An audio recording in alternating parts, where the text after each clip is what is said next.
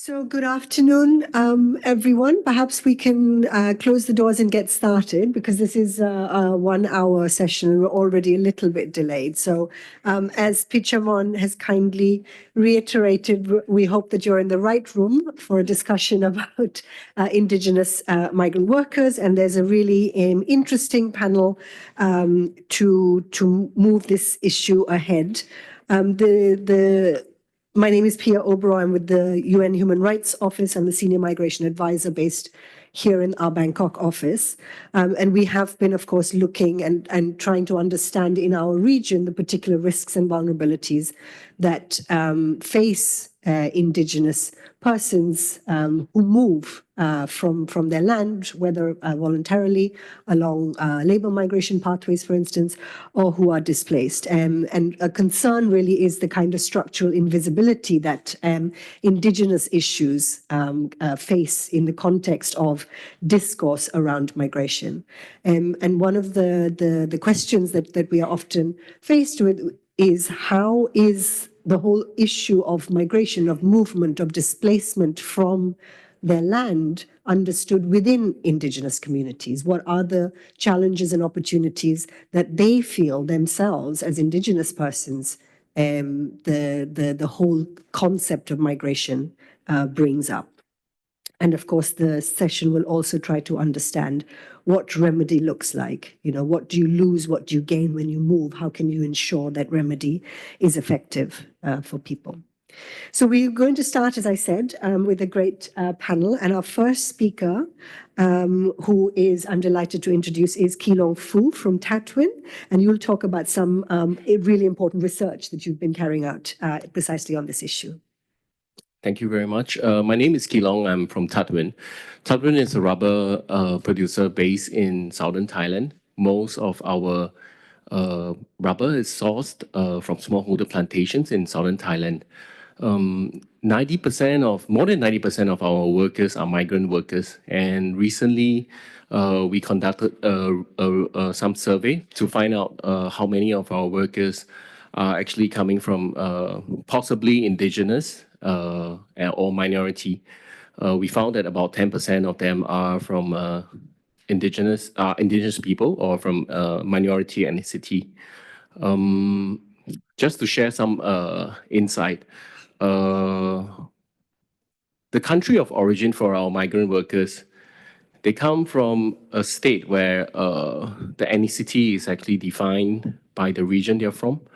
In each region, it could be that there's more than 30 different tribes, different dialects, different languages that they speak. And some of the ethnicity that they have may render their citizenship void. So that causes some discomfort when the workers will have to declare what ethnicity they are. So as you can see, as a business, it's not that easy to retrieve that information at first.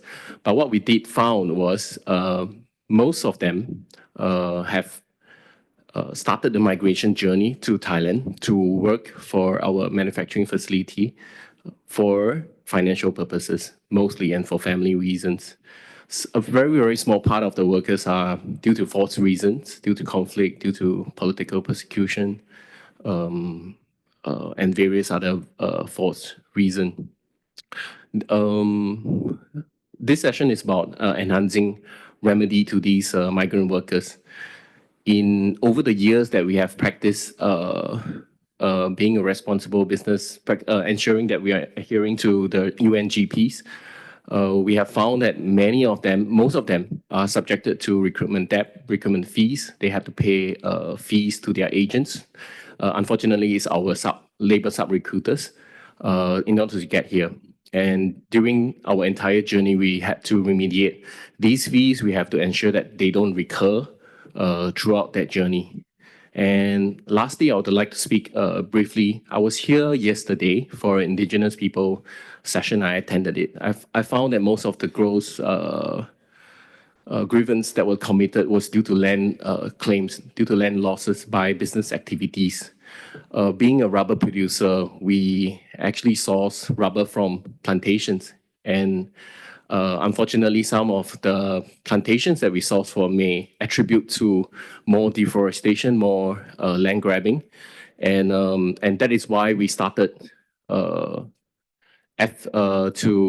certify and to conduct due diligence on the plantations that we are sourcing from.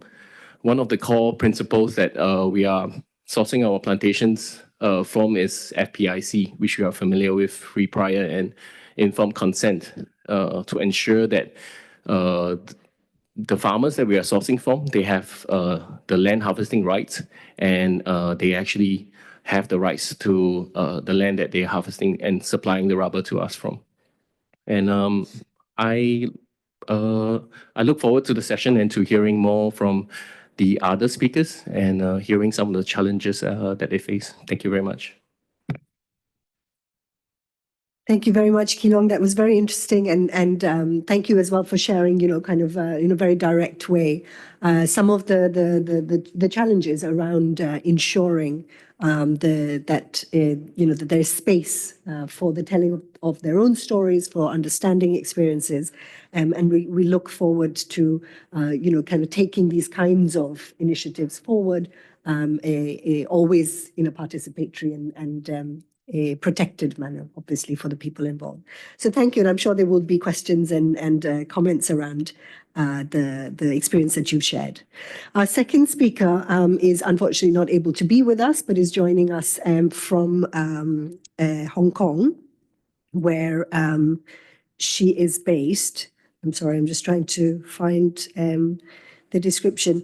Lai Besana is from the Higao Non, the name of the Indigenous group, and affiliated with the Filipino Migrant Workers Union in Hong Kong and Gabriela Hong Kong. And we should say that even to find time to make this video, obviously involved taking time away from her working day. So we really do appreciate that she spent the time to make this video to be with us. And following the video, we will have some additional remarks from a colleague of hers who is present with us in the room today. So please play the video. Hi, I am Lai.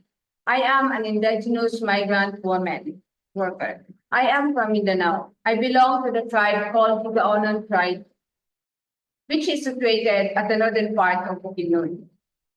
I am currently a domestic worker in Hong Kong.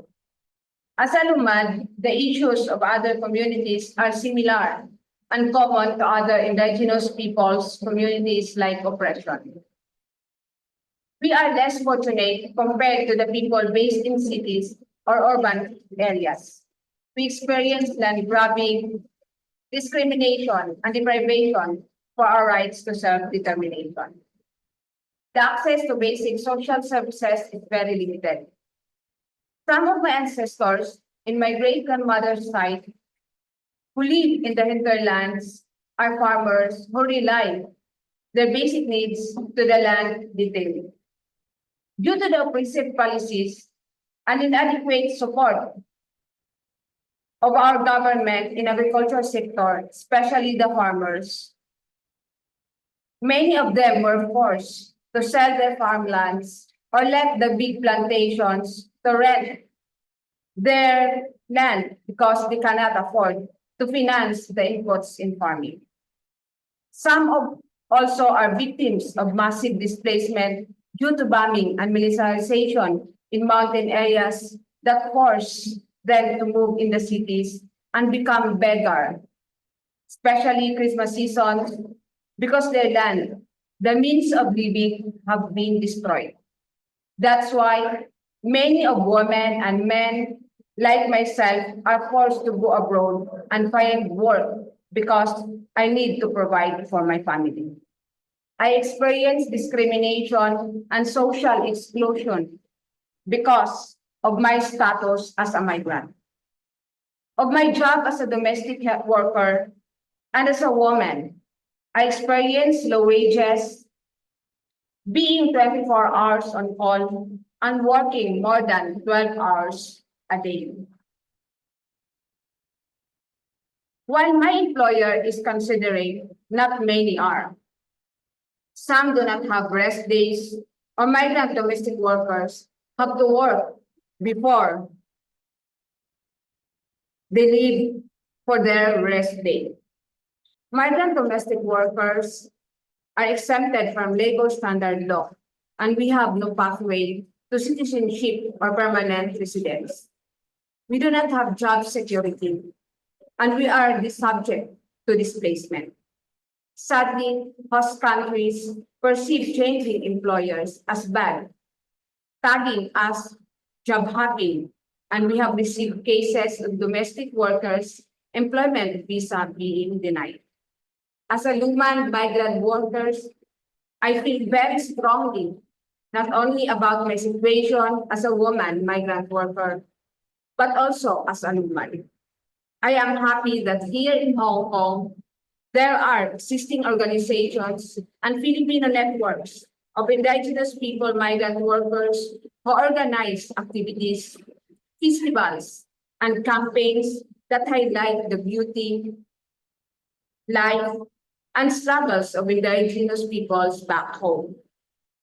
We have Cordillera Day and Tribal Filipino Sunday, and we know of issues back home like land grabbing or when lumad communities are in peril.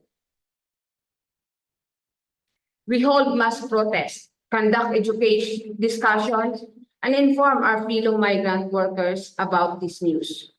As a lumad migrant worker, I do not feel that my government provides enough information or even attention to challenges we face as indigenous peoples, as women, and as migrant workers.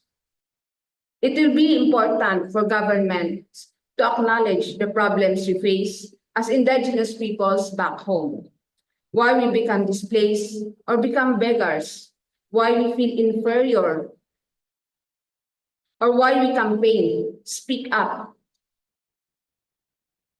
and fight for our rights. I feel sad and angry that some indigenous peoples in the Philippines are placed in lots of lands or lands bought by rich families or corporations. I do not think we are an endangered species or items inside museum. No one owns the land. We are simply caretakers of the land.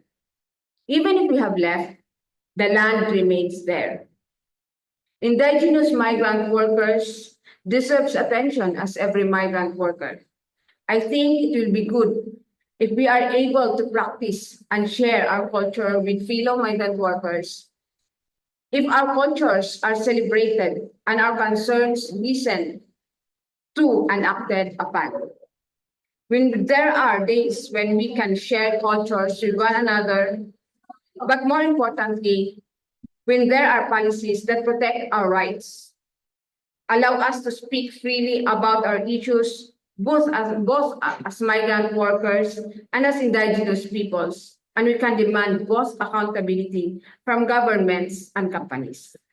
I also call on governments and companies to protect our indigenous peoples, return to their home ancestral lands, and end land grabbing and development aggression.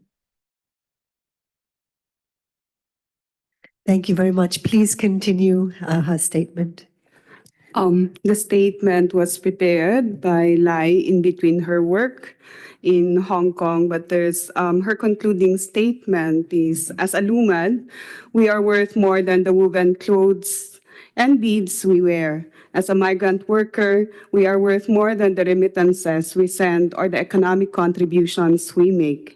As a lumad and migrant worker, I'm determined to continue to seek justice and assert our long-standing issues as indigenous peoples in our land, life, and resources. And when all these issues are resolved, I look forward to coming back home to our ancestral land together with my mother and family. Thank you. Thank you to you, and please also convey our heartfelt gratitude to Lai for taking the time out of her very busy day to record such powerful testimony, really, and shows the intersectionality of her experience, but also the value that we have to place on every individual, no matter the characteristics and the sectors of work in which they work, where they come from. Thank you for that. And we will now move also, I think, to some more powerful testimony and experience from Paul, who is an Indigenous Karen from Myanmar, co-founder of the Karen Environmental and Social Action Network, chair of the Salween Peace Park, and a Goldman Environmental Prize winner. So you have the floor, please. I think I didn't include that one in there. Sorry. How many Indigenous people are in this room? Okay, so we have enough supporter here. I have enough supporter here. If I don't do just enough to this topic, please join me. Actually, yeah, thank you, Pichamo, for inviting me to join this panel. And I said I'm nowhere expert on these issues. And definitely we require more research into this indigenous and migration. Let me provide some thoughts or kind of issues which I think are near me and my friends, my colleagues, my family, especially in the context of Burma, Myanmar, if not maybe doesn't represent all the indigenous group in this room or even in Myanmar. So I would talk more of my region, which is close to Thailand, and the issues that our indigenous people have to face. So first, I would like to talk about sort of the push factors for indigenous people to migrate. Or in other words, it's kind of we need to look at the vulnerability that the indigenous people are in their home country. The vulnerability here is, one, we have to look at the shocks and the stress. So this is everyday kind of situation, especially when we have active armed conflict and we have destructions of the livelihoods assets and repeated displacement from armed conflict and destruction of their natural capital or resources, and also deprivation of right to access social services because in the armed conflict area, we deprive of this, that. And that means we are all stateless and where we are. And then all the issues are exacerbated by the climate change impact, as we see today, flooding everywhere. So this is the shocks that indigenous people have to face. And poverty is already been very severe. And on top of that, came climate crisis. And then what people usually, indigenous people usually have the resources, have the coping capabilities or strategies to do that. But because of all these issues, and usually the last resource is to migrate, right? And why they have to migrate? Because of we have to look at also the social actors or the institutions that even government or groups that will help them to really adapt or will really adopt new strategies like more diversification of their livelihoods or other means, also not much. So that is why the last resort is to migrate. So let's look at the migration. You have different types also. Even one is you cross the border and become refugees, or you kind of not go to the refugees camp, but you stay outside of the refugees camp along the border and you become an employer there, or you kind of do your own businesses, whatever available in that area. And then there are some defined ways to migrate to like Bangkok, like that through, recruitment process, and like that's all the things that they have to do. So this is the from the push factors at home. And then because of the statelessness issue, and then all the recruitment process also, because of you don't have legal documentation, then you are very vulnerable to extortion, other like abuses. And then while people migrate to work in other countries, definitely people have a dream, have objectives to kind of find their opportunities to kind of gain income, to really like our indigenous friend women talk about, like sending their remittance back home to support their families, and then to really to continue to kind of families at home continue to maintain their livelihoods, traditional livelihood. No? So this is the issues when they come to the other country, like for example Thailand, and they are also drawn into a new vulnerability. From vulnerability, and then you come to another vulnerability because of one is that they don't have a legal document. And the second thing is the country doesn't have clear legal frameworks. And usually they end up mostly in informal sectors, in the agriculture, in the construction work, or domestic work. So this is usually where, like they face with precarious condition in their workplace. So this, we can see widespread discrimination, underpayment, and also marginalization. So these are the vulnerability that we see exists in the countries here. And I also don't know whether we have a better recommendation to the companies or the factories owners to kind of do better, because I think they also face issues where, like government policy kind of don't favor, them to really what you call it, integrate their businesses or their work into more like a formal sector. Because if they do that, they have to pay higher salaries or wages to their workers. No? So okay, for the solutions. So do I have time? Yeah. Recommendation. I think I like the UN kind of global compact for safe, orderly, and regular migration, or the GCM thing. I think that's at least it is an international kind of framework, provide a framework that's promote the whole of society approach. I think that that's a good framework. I think even though it is still a kind of voluntary kind of framework, but at least it brings together all stakeholders to kind of look at the migration issues. And then for the country, I think that I would like to also see government's policy that favor the informal sectors to integrate into formal sectors.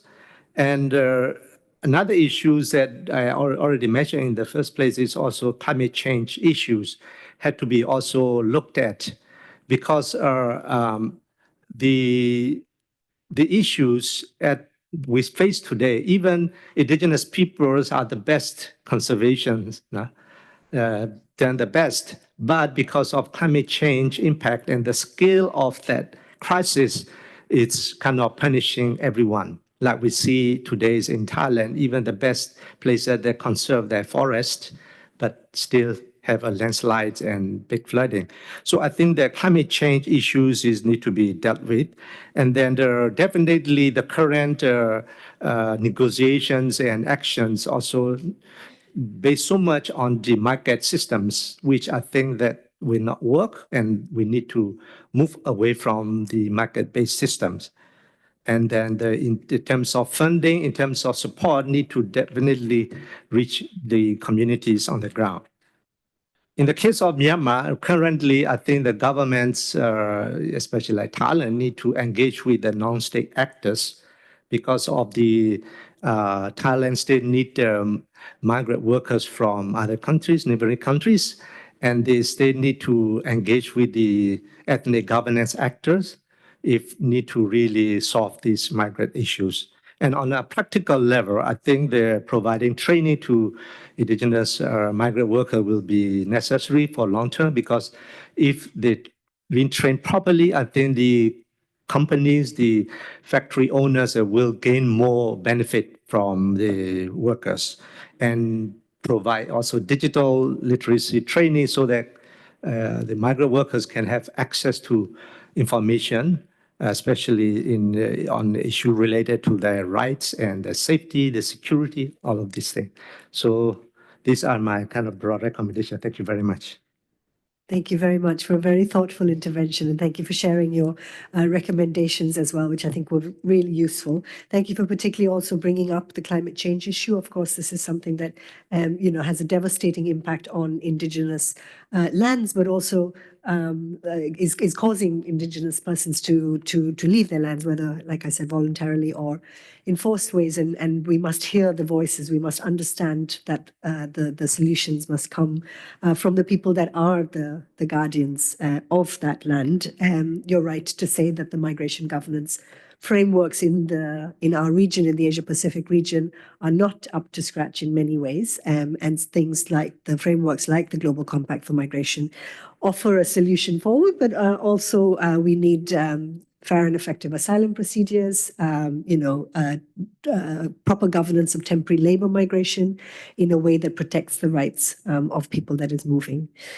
And I'm sure that a lot of these issues are going to be brought up by our next speaker, our last speaker, who is Pitchamon. I'm not going to introduce you more than that, Pitchamon, because I think everybody in the room will know who you are. Of course, a very distinguished member of the Working Group on Business and Human Rights. Please.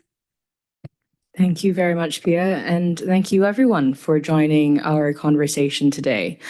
Before I go into my own intervention, can I get a show of hands to follow what Paul did earlier? Can I get a show of hands of how many people in this room have had the chance to engage with the issue of Indigenous migrant workers before? Okay, at least, yeah, a few. And how many of you feel like this is an issue that has actually received any attention or enough attention at this stage, by a show of hands? Yeah. Okay. Excellent. I think we will hope to hear from you during the Q&A to share your experiences as well as the work that you've done in this space. But certainly, I think from the perspective of the business and human rights community, there's a whole lot more that we can do in order to better focus our attentions to the experiences of Indigenous migrant workers in the Asia-Pacific region. The ILO, for one, has issued notes. It's done some work on the issue of Indigenous migrant workers in Latin America, for instance, but we still don't see a lot of this work translating into the Asia-Pacific region. So there still is a gap in the information. And to the question of how can we enhance access to remedy, access to justice for Indigenous migrant workers, I think, well, at one level, at the more technical, practical level, it's the range of suggestions or recommendations that Paul has already made and the observations that Keelong have made alongside Pia as well. But at a fundamental level, I think it starts with first acknowledging that Indigenous migrant workers are a relatively overlooked population in the Asia-Pacific context, and that they do face heightened risks, as our speaker from the Philippines, who's currently in Hong Kong, shared as well. And it's understanding what their lived experiences are. Only by doing so can we start to truly flesh out what remedies, effective remedies, need to look like for those of them who have suffered any forms of human rights or labor rights abuses. I think the points that I wanted to emphasize in addition to that go back to the point that Pia made earlier about the intersectionality that we're seeing through this session. I must admit, when I was, this is a session organized by the working group, and when we were trying to put together, the speakers and trying to conceptualize what we will be discussing, it proved rather difficult, knowing that there are many different organizations in Asia that are working on these issues. It was still difficult to put together a bigger picture of what are the key trends across the region that we see in relation to these issues. And in particular, how the challenges faced by Indigenous migrant workers are intersectional. I am too grateful for our Indigenous migrant worker from the Philippines who spoke earlier by video, because she adds that intersectional, or brings to light that intersectional perspective very forcefully, as she says that, being a woman, being from the Lumad community, which we know is subject to a range of persecutions in the Philippines context. This brings out the intersectionality of her experiences, and again, the heightened vulnerabilities or risks that she and her fellow workers face. The other point I wanted to emphasize as well is the displacement component. And indeed, even when we say that migration is on voluntary terms, where people are seeking a better job or better career prospects elsewhere, there are both push and pull factors at play in most cases, and especially for Indigenous migrant workers, based on the evidence and that already exists, but on the testimonies that the working group has received, it's really clear that the interplay is a complex one. And the loss of cultural identity, the pressures that force especially young people to move away from their ancestral lands or territories, those are displacement factors, even if they're not always recognized as such in more direct ways.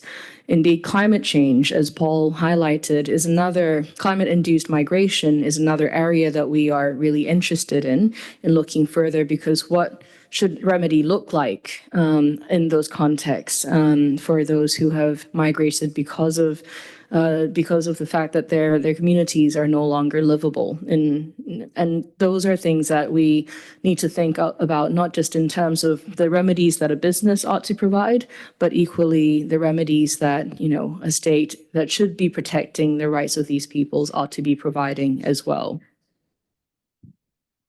I don't think I just imagined that. I think there was a voice coming from somewhere to perhaps break the tension in the room.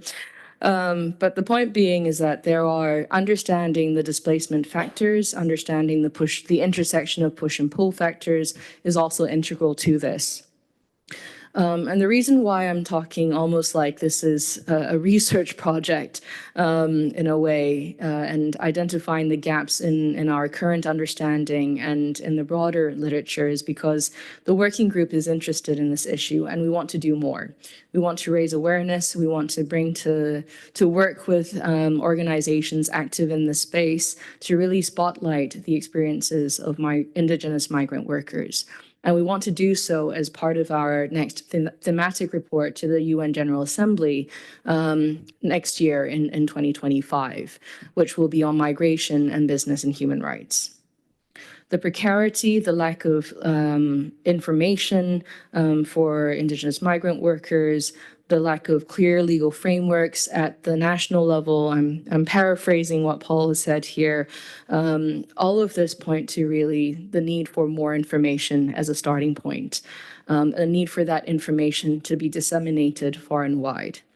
I would also say that, when we're thinking about the Indigenous context in particular, where we are engaging with peoples who have unique cultural backgrounds and who come from very different contexts entirely, it is important also for us to reconsider, in a way, the nature of the recruitment models that are currently being practiced in this space too.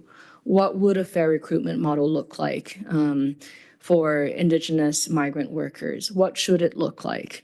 What are the expectations that need to be made clear to the Indigenous migrant worker herself and also to her employers? These are all questions that deserve to be unpacked further. And I think we are, in many respects, at the beginning, noting, of course, that in South Asia, there's been much more even more migration involving Indigenous communities, and there will be many more experiences that we can learn from that. But certainly in the Southeast Asia region, which is where most of our, actually all of our speakers, sorry, are coming from. This is where we need to learn more and do more so that at the state level, there are adequate protection measures put in place, as well as remediation measures. And certainly for businesses that are involved in sectors like construction, agriculture, rubber, have the necessary safeguards, as well as safeguards and, I'm losing my words here, recruitment models in place too. So with that, I think it's just to underscore again that this is an area that the working group would like to do more on, and indeed we intend to do more on, and we would certainly welcome submissions, testimonies, but also recommendations from those of you in the room today and those of you attending online in order to help inform the design and the development of our thematic report to the General Assembly next year. Thank you very much. Excellent. Thank you so much, Pichimon. And I'm sure there'll be many that will take you up to send some information. We have only about 15 minutes, and I'd like to open the floor for a question and answer. I'm going to read out to the panelists one question that has already come to us from the online space, and then I'll go out to the room. So the question is, given the increasing challenges surrounding forced migration and displacement, how can we address the risk of worsening conditions for displaced individuals, particularly when bilateral government coordination fails, potentially leading to statelessness and further marginalization of victims? What mechanisms can be put in place to prevent this outcome and ensure the protection of their rights? So really around, kind of ensuring asylum space and protection from statelessness. So I'll leave you guys to think about that while I go to the floor. Maybe we can gather a few questions and then come back. The gentleman here, and then I'll move on to you. Thank you. My name is Sohail Hajong. I am from Bangladesh and working with Asian Indigenous Peoples Pact. And thank you very much for organizing this session on this important topic. So for Bangladesh perspective, I want to say that actually the indigenous peoples, we call them Bhumi Putro in Bengali. That's a son of land or son of nature. So Prakritir Shantan. So they are hardly moved from one place to another place. But when they face a lot of challenges like displacement, land grabbing, natural disaster, on attack or other things, then they need to move from one place to another place. Sometimes they migrate another places. This is the reality. However, in Bangladesh now, so the indigenous peoples, they are moving from village to the city. So now in the city, you know that garments workers. Now thousands of garments workers are indigenous peoples in Dhaka city. And they are working beauty parlors and other jobs also. So during the COVID time, so thousands of indigenous workers also lost their job. And they did not get back the job yet. But you know that recently, after the government regime change, crackdown of the Hasina government, so again, there are a lot of factories closed down. They are started slowly, but when any kinds of situation, vulnerable situation or political instability, the vulnerable communities like indigenous peoples, they face and they become more vulnerable. This is the reality.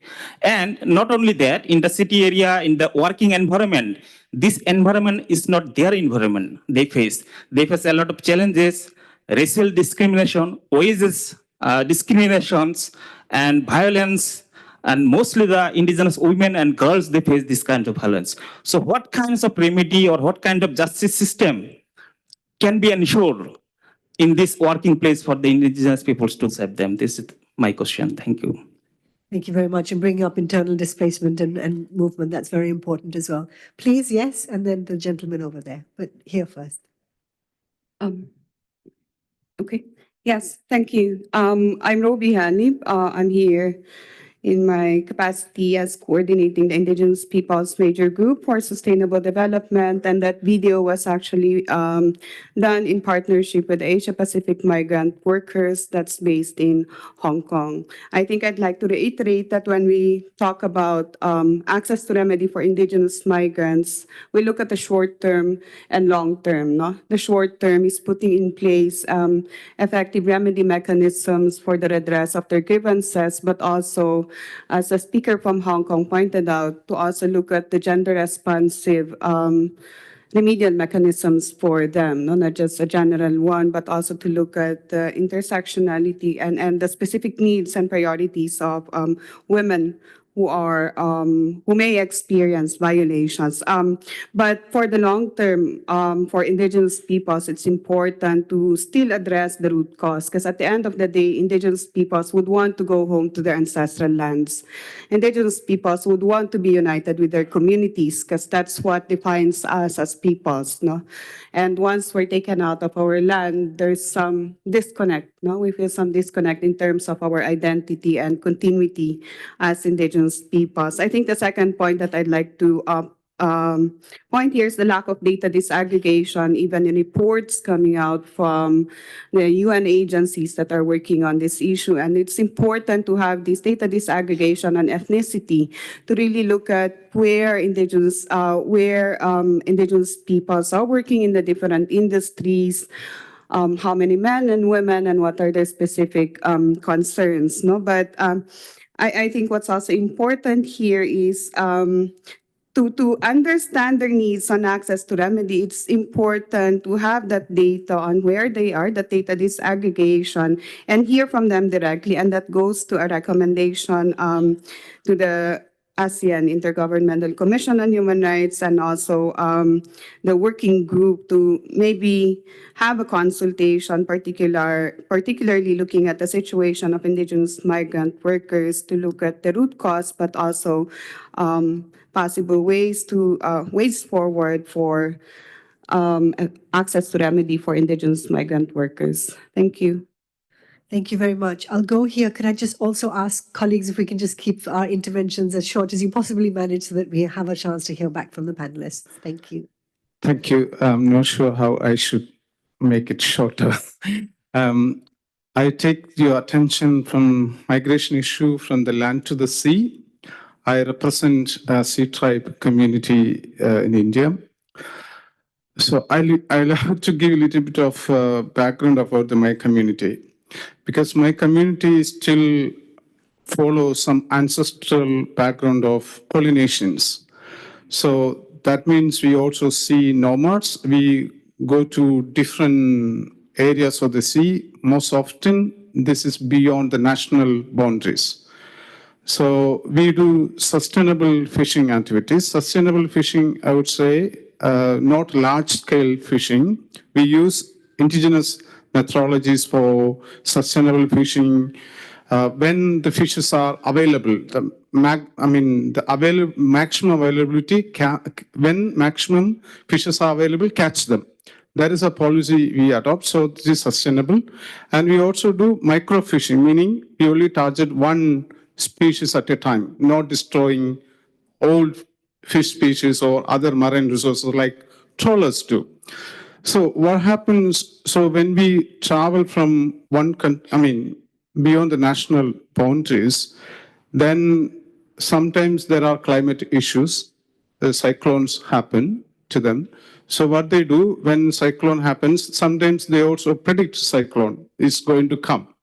So they identify nearest harbor or nearest location whether they can land for some time. Then they do the fishing expeditions again. But when they try to do, sometimes it's across the border, some other countries' national boundaries. So in those times, our fishes are treated as terrorists. And often they don't allow them, even the climate issues. Because they are going there only for climate issues happen. So when these things are happening, they won't allow them to land in. So one such situations, when during Oki cyclone in 2017, 200 of our fishes were killed at sea. because they were not given access to near harbors for locating because they are labeled as terrorists. So that's why this issue, migration issue, is not intersectional, but also very complex issue for us. Because how do you define migrant? Because we were also known as Kadalinde Makkal, means children of the sea. So we see sea belong to us, we belong to the sea. So how we define the migration boundaries? So yeah, I stop here. Thanks. Really, really important point, and I think that's something that many people will be able to respond to and reflect on. I think I saw one more hand. Yes, please, the gentleman here.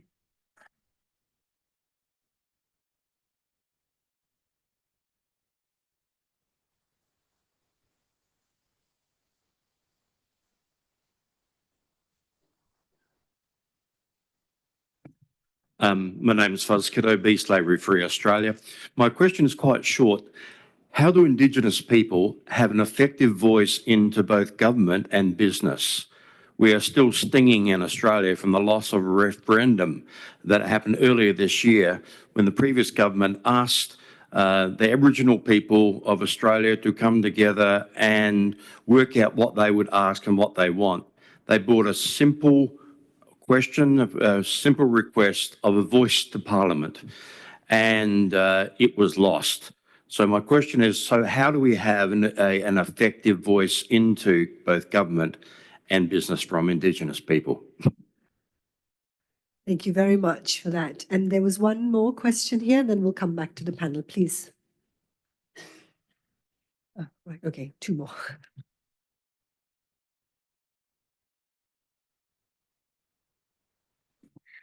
Thank you. My question was, for instance, in spaces like my colleague there also from Bangladesh mentioned about the garment industry or the garment sector, for instance, the ready-made garment sector, where spaces are, for instance, within factories and maybe access to remedy and ensuring effective access to remedy is slightly easier. But for instance, in informal spaces where in industries like the construction sector, for instance, it becomes very complicated where Indigenous people are coming from one part of the country to another part to work, where there's so much ambiguity in terms of contract and the terms and conditions of the job itself.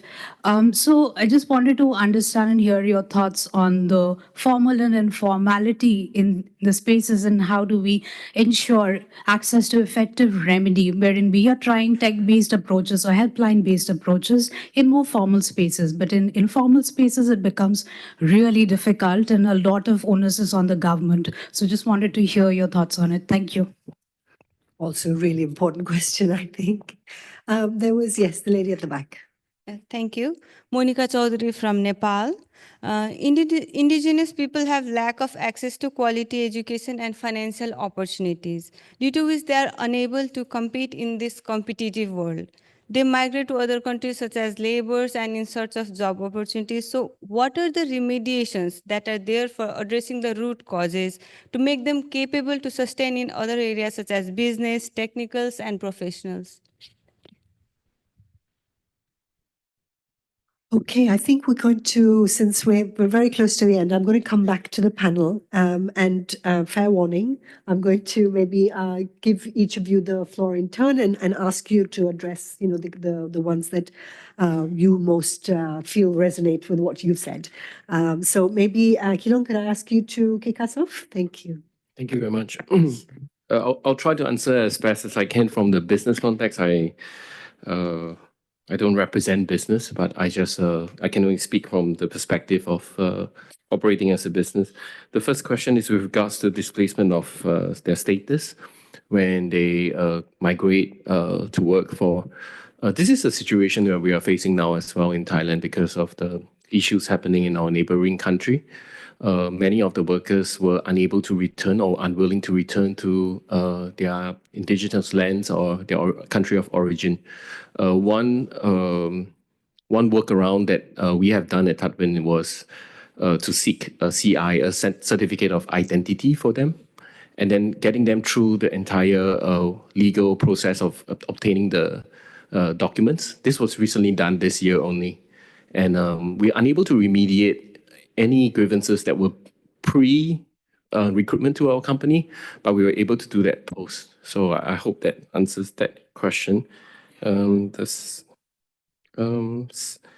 guess the second and third part of the question was really in terms of financial opportunities that were given to migrant workers. Yeah, we can only continue to do what we do, keep implementing what we can as the best practices to the UNGP as a business, and hopefully this will bring about more opportunities.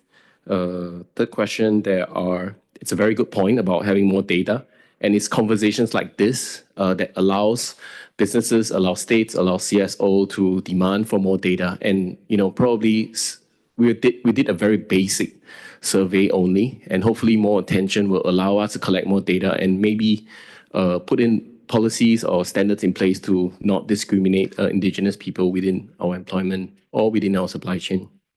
And I would comment on the fifth question from our Bangladeshi colleague, and for Nepal.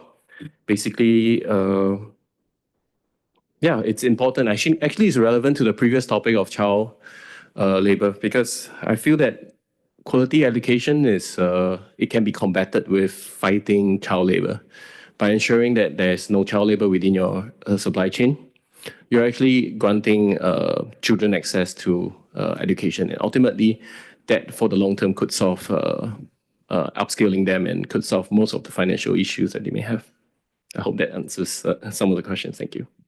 Thank you very much. Paul, do you mind if I pass you the floor? There were some questions that were specifically, I think, that you would be best placed to answer around the Indigenous person's experience, please. The question, for instance, about how, from the gentleman, how can Indigenous persons make their voices felt in policy measures, I think was a particular one. I think that I mentioned about the UN compact, right? GCM talk about kind of bringing together all stakeholders, including the migrant workers or Indigenous migrant workers themselves, in the kind of discussions or dialogue about the issues. But in terms of the practicality of that and how much they will listen, I think that's still I cannot say, right?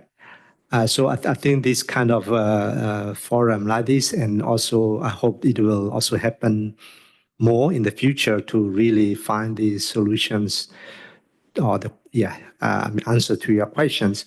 For me, I think all the questions that we are asking or talking about, it is like we are talking about the solving the issues at the downstream level, but we don't really address the systemic issues, the inequalities issue that we are facing, because migration or migrant workers is part of the economic development, and where, really, the system issues that people will exploit labor workers to kind of accumulate profit surplus.